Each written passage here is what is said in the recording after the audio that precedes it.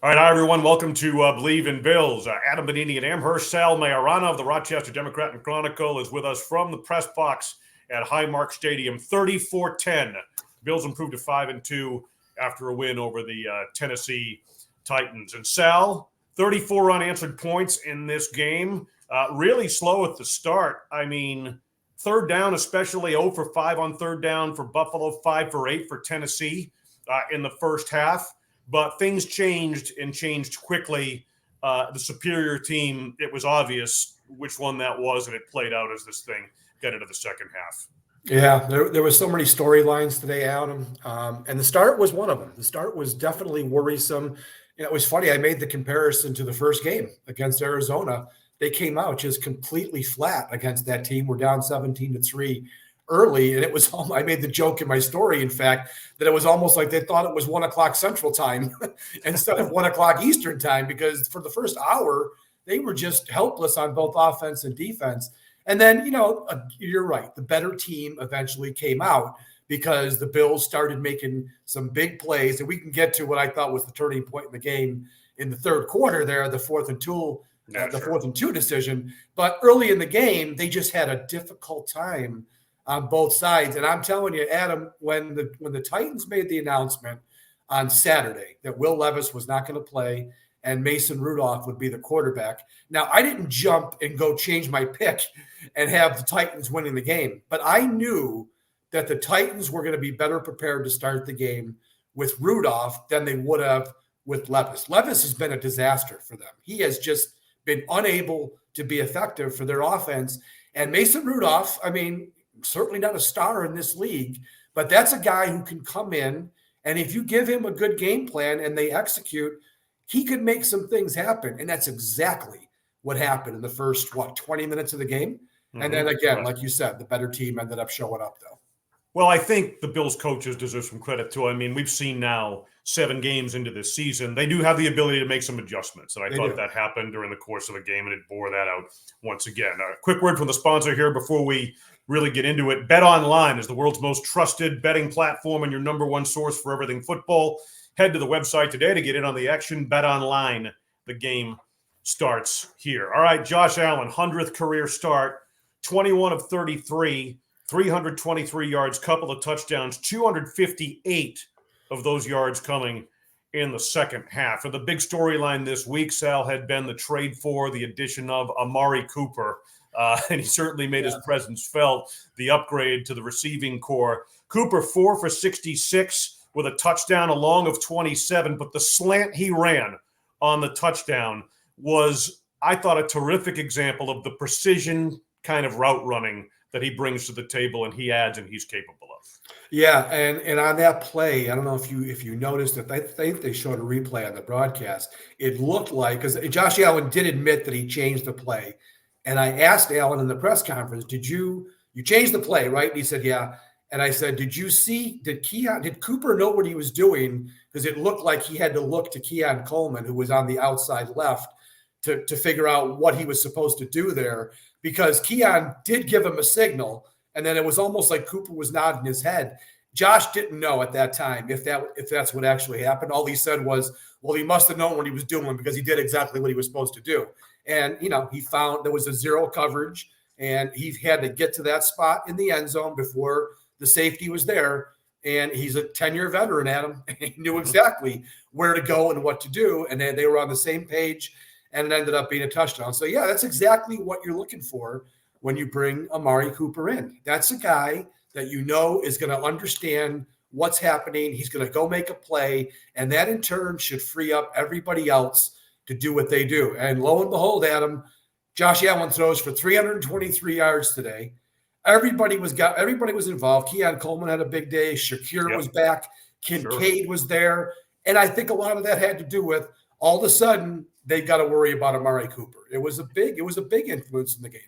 Yeah, and I like how Josh Allen in the postgame was asked about that. And he was, of course, politically correct in the answer, but, adding that dimension, exactly the point you just made.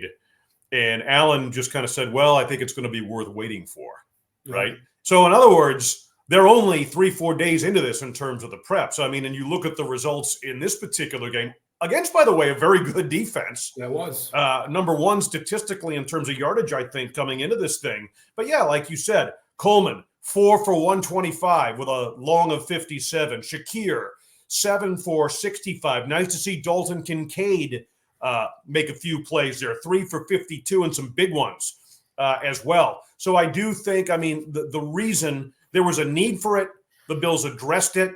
And I think today was an example of early returns, and I would expect more to come as he becomes more familiar with this offense. And if you looked at his 4 catches, Adam, 1 went for the touchdown, and I'm almost positive the other 3 led to a score. The other 3, I think he had 1 on each drive, and they ended up in points in all 3 drives. So he was making contributions that mattered, and that was nice. And let's face it, I don't think he was going to be playing as much as he did today. But Curtis Samuel getting hurt in the first quarter, I think, forced him onto the field a bit. And what I like too, Adam, is that it also seemed to take Matt Collins off the field. I mean, you saw Matt Collins out there a few times, but I got to say, I think we saw – I'll be curious to see what the snap counts show when they come out in the morning. But I would tend to believe that this was the fewest snaps that he saw on offense, and that's a good thing. I mean, when you're flipping out Amari Cooper for Matt Collins, that should help the offense. Just right there alone, that should help the offense. All right, so the passing game is the focal point. But look, I mean, I think they rushed for 74 yards in the game, but I thought this was an example of what the combo of James Cook, who was, of course, back in this game, Ray Davis, who was so impactful against the New York Jets. You can add Ty Johnson into the mix, but when they went to the ground game, it was there. And kind of the 1-2 punch of Cook, and then you bring in Davis for some big gains. I mean, I think that's a very important and critical aspect of this offense that is going to give that passing game, as it evolves and improves, some balance, which is going to make it all the more dangerous. Yeah, I mean, and, they didn't run the ball tremendous today. They got some garbage yards late. Ray Davis kind of got going. I think he broke one on the last touchdown drive, which was garbage time. Tennessee stout up front, and they were tough early in the game. The first 3 series, Adam, were 3 and outs, and part of that was they couldn't get into a good down and distance because they weren't running the ball well. I don't think Cook was fully 100%, and they didn't really use him a whole lot. I'm looking at the game book right now. What did he end up with? 12 carries, 32. So he really didn't get too much going today. Nice touchdown run. That was a beautiful play there. And like I said, Ray Davis got the bulk of his yards late in the game. So, but your point is well taken that they do have a good running game. This was a particularly tough team to run against. Their front seven's tough. But moving forward with Amari Cooper into this offense now on the passing side, and if you can go rotating with Cook and Davis and even throw Ty Johnson into the mix, you're cooking with gas now a little bit with this offense. I think the Cooper piece really kind of rounds out the whole picture here. So you had mentioned where the game turned, right? Yeah. And that's the 4th and 2 at the start of the second half. And, we're critical of coaching on this show, as we should be. That was just a horrific decision. Look, credit to the Bills defense for shutting them down really on back-to-back plays there. Yeah. Right? Well, I'll disagree with you, though. I'll disagree with you here because they're 1-4. They played well in the first half. They've got the ball at midfield. It's 4th and 2. I was okay with them going for it. I was okay for rolling the dice. I just couldn't believe the play call, Adam. I'm sorry. When it's 4th and 2 in the NFL, and especially at midfield, right? You can't be calling a running play there, especially a running play up the middle into where the Bills have got 8 guys in the box. Why they didn't throw the ball, play action or whatever. You've got DeAndre Hopkins. You got Calvin Ridley on that team. You could throw a pass to Tony Pollard in that situation. Why they chose to run was the stupidity of the decision. I was okay with them going for it. What the hell? You're 1-4. You got the Bills on the ropes. Maybe put the foot down a little bit, but it was the play call that was the bad part of the decision. You can argue the other way if you want, but that's how I felt about it. Oh, I felt that the tide had started to turn toward the end of the first half, right? Yeah. And then you're in that situation, and if Buffalo comes up with a stop there, it's a monumental shift of momentum. And look, we can have that debate all we want. I agree with you on the play calling secondarily, but as far as the Buffalo defense, what they were able to adjust to and get done particularly in the second half. And look, I want to focus a little bit here on the pass rush. You mentioned Mason Rudolph in there. They made it a miserable day for him. 11 quarterback hits. Yeah. Greg Rousseau, who we talked about through the course of training camp and into the regular season, needed to be impactful in a big way. Boy, was he ever. Had 6 of those hits, which I believe is the most for any player this season in the National Football League. I mean, they were relentless and made it, especially in the second half, just miserable for Mason Rudolph. Yeah, I mean, early in the game, it was difficult because I thought Tennessee called the game very well in the first, 1.5 quarters. They used that short passing game. Everything was quick. It was out of his hands. The Bills' pass rush really couldn't make much of a dent on it. And everything was that short stuff too. And the Bills, for whatever reason, they have trouble sometimes covering the flanks, right? It's those short swing passes, and you get a tight end out in space a little bit. They have trouble with those plays. And I think Mason Rudolph had that going in the first half. I think he was 18 of 23 in the first half. I mean, they were efficient and they were making plays. But then in the second half, once the Bills got the lead, then all of a sudden the Titans were trying to throw the ball downfield instead of, picking and choosing in the short areas. And that's when the Bills pass rush really got going. Now they had the sack in the first half too. The Epinesa play was huge, almost forced a fumble deep in Tennessee territory, but Epinesa got home there. That was a big sack. But I thought in the second half, that's when they really turned up the pressure, and he was very uncomfortable. And I'm sure he's going to be painful tonight. What specific to Rousseau, in terms of his elevation of his game this year? What do you see different from Greg Rousseau this year? I don't know if I see anything different. I just think there's just more. I think he's got more opportunity this year. I think they're putting more on his plate. If I had to look at his snap counts, I'm guessing that they're up significantly this season. Now, right now, obviously with Von Miller out, they're going to be up no matter what because they're not going to rotate quite as heavily. You're not going to be seeing Casey Tuhill getting a full shot here. So they're going to probably go with the 3 guys, Epinesa, Rousseau, and Smoot. But I think even before Von Miller went out, I think Rousseau's snap counts were starting to trend up, at least from where they were last year. He's getting more opportunity. He's also now, it's his 4th year. He's starting to become a guy that understands how to rush the passer in the NFL. So I think that's all playing a part of it. But yeah, he's, and it's funny too. He hadn't had a sack since week 1 here when he had the 3, and he'd come close a couple times. But it isn't always about the sacks, Adam. Right? It's about the pressure and getting heat on the quarterback and hitting him. And that's exactly what Rousseau did today. He ended up sharing the sack. It was a half sack with Smoot, but it was the pressures. I'll be curious to see what PFF gives him on the pressure count when that comes out tomorrow too. Well, it's do the pass rushers affect the quarterback? That's what coaches will tell you, right? Yes. Sacks, that's the glory number, right? But in terms of are you affecting the opposing quarterback, and as I mentioned, 11 quarterback hits today, which doesn't even speak to the pressure numbers. The Bills more than did that in this game. Among the injuries, and didn't get much of an update from Sean McDermott, but the Terrell Bernard ankle is one to watch. Yeah, and he got hurt. I'm not sure if it was the same injury. He got hurt on the fumble play, the Epinesa sack. He almost had the recovery whiffed on it, which wish he'd just fall on it. That would have been the Bills' ball at the 20-yard line. And he got hurt there. That was, I think, a head injury. Head injury is right. Head into the tent for the concussion, and then he hurt the ankle later on in the second half there. I was talking to our buddy Jay Skursky, who sits right next to me, and I said, I think what we're seeing with Bernard is this is what happens when you're 220 pounds and playing linebacker in the middle of a defense in the NFL. He's a small guy, right, Adam? I mean, He's just not built. I mean, he's a terrific player. Don't get me wrong, and he does a lot with those 220 pounds.